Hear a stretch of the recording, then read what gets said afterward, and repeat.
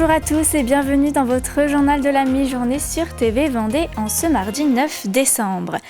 Le froid arrive et dès le 15 novembre, Vinci Autoroute passe en mode hivernal. Des équipes en alerte 24 heures sur 24, 7 jours sur 7 pour affronter neige et verglas. En Vendée, 2 axes sont concernés, la 83 et la 87.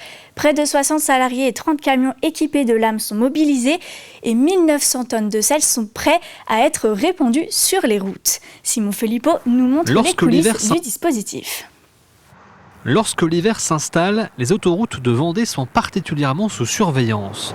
Pendant que les automobilistes sont occupés à leur trajet, les équipes de Vinci, gestionnaires du réseau, sont sur le qui-vive 24 heures sur 24, 7 jours sur 7. On est en lien direct avec nos stations météo qu'on a le long de nos autoroutes, puis notre partenaire de Météo France. Nous formons également 65 salariés par an au risque routier, et notamment à la période de viabilité hivernale.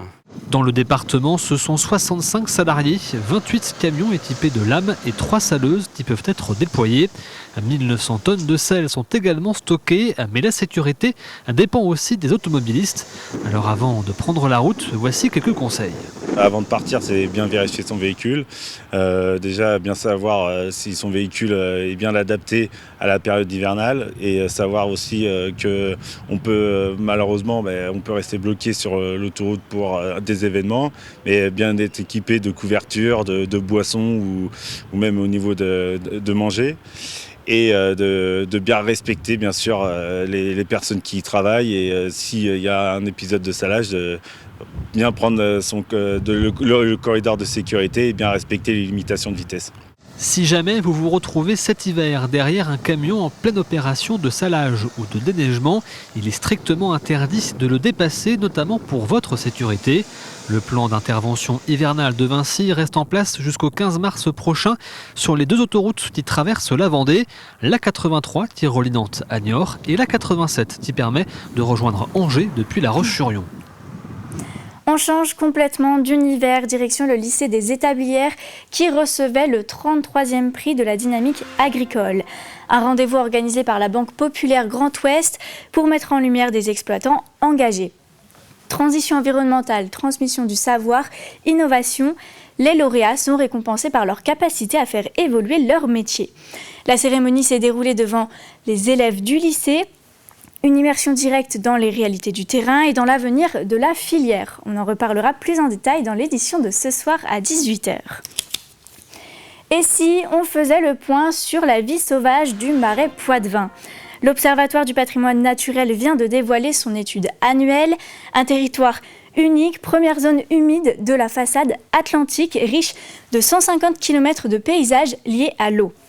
La biodiversité y est impressionnante. 337 espèces d'oiseaux, 34 espèces de poissons, des dizaines de mammifères, dont la loutre d'Europe, sans oublier libellules et papillons. Un bilan précieux pour comprendre l'évolution de cette nature exceptionnelle.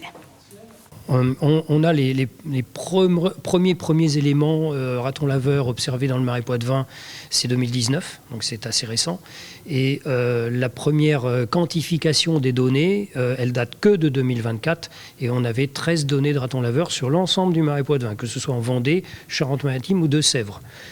On a à peu près autant de données en 2025 sur d'autres secteurs, d'ailleurs, pas tout à fait les mêmes. Donc on peut se dire que vraiment l'espèce est en train de conquérir le Marais Poitevin. Donc ce qui est intéressant, c'est de travailler de concert avec les zones où le raton laveur existe déjà pour élaborer des mesures, des actions qui vont viser à contrôler l'espèce. À Aizenay, l'insertion professionnelle prend un nouvel élan. L'association Assemus et la communauté de communes Vie de Boulogne inaugurent le jardin de l'eau Monnerie, un site entièrement repensé, atelier, magasin, espace de travail modernisé. L'objectif est d'obtenir de meilleures conditions pour les 130 salariés en insertion et plus de produits locaux. Un projet écologique et social soutenu par de nombreux partenaires. Et puis, gros plan sur un projet qui fait rire la Vendée depuis bientôt 3 ans, le Chaland Comedy Club.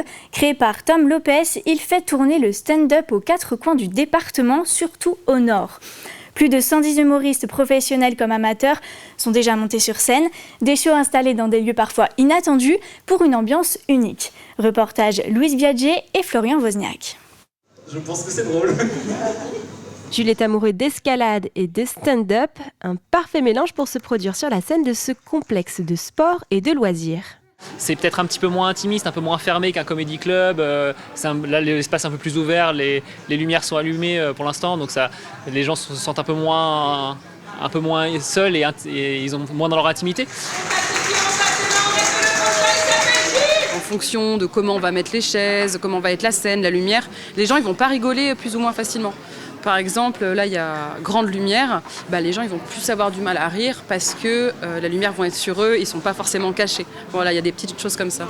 Le Red Zone Châlons, c'est 2000 m² d'espace d'activité, de quoi ouvrir les frontières du stand-up. Ça serait dommage de laisser passer cet espace de côté, alors que et se rester dans l'espèce de sacro-saint salle de spectacle, café-théâtre. Sortir de sa zone de confort et se libérer, c'est aussi ça, le sens du stand-up. Près de 118 humoristes différents sont passés sur le plateau du Châlons Comedy Club, une structure créée il y a presque 3 ans par Tom. Moi j'ai commencé personnellement, j'avais 15 ans et ça m'est déjà arrivé d'accueillir maintenant des jeunes qui ont 16, 17, 15 ans parfois. Donc c'est assez dingue, ça me fait dire que je suis plus débutant en fait, parce que maintenant j'en fais jouer qui ont commencé à mon âge, donc c'est assez bizarre. De l'organisation à la communication, Tom est multicasquette. Ces stand-up sont proposés aux 4 coins du département et il commence à y avoir plus d'humoristes que de plateaux. Ils ont envie de faire ça, pas forcément pour l'argent, pas forcément pour se faire connaître, juste pour se faire kiffer. Et je trouve que c'est ce qui est bien dans le stand-up, c'est que tu fais pas ça forcément pour avoir la reconnaissance qui va derrière, mais parfois juste pour kiffer le moment présent.